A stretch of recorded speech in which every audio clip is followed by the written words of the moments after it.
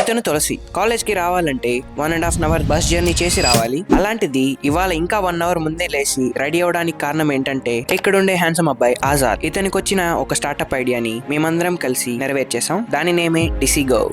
Meanwhile, us readying for first workshop.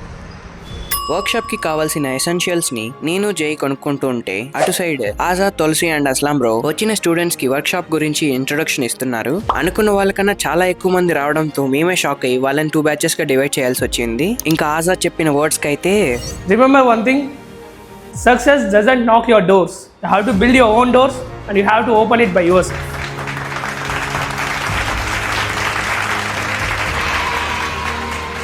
ఇంకా ఆ తర్వాత వర్క్షాప్ అటెండ్ అయిన ప్రతి ఒక్కరికి ఫ్రీ ఫుడ్ అరేంజ్ చేసి మేము కూడా బోన్ చేసేసి మా డిసిగో కంపెనీ తరపున మా ఫస్ట్ వర్క్షాప్ అయితే ఫినిష్ చేసాం. సో ఈ రిపబ్లిక్ డే కి మాకు ఇది ఒక మర్చిపోలేని మెమరబుల్ డే గా మిగిలిపోతుంది. ఫైనల్ గా నేను చెప్పేది ఏంటంటే ఆజాద్ చెప్పినట్టు సక్సెస్ అనేది మన దగ్గరికి రాదు, మనమే దాని దగ్గరికి వెళ్ళాలి. సో మేమంతా ఇప్పుడు ఆ జర్నీలోనే ఉన్నాం. మీరు కూడా అక్కడికి వెళ్ళాలంటే స్టార్ట్ చేసేయండి లేట్ చేయకుండా.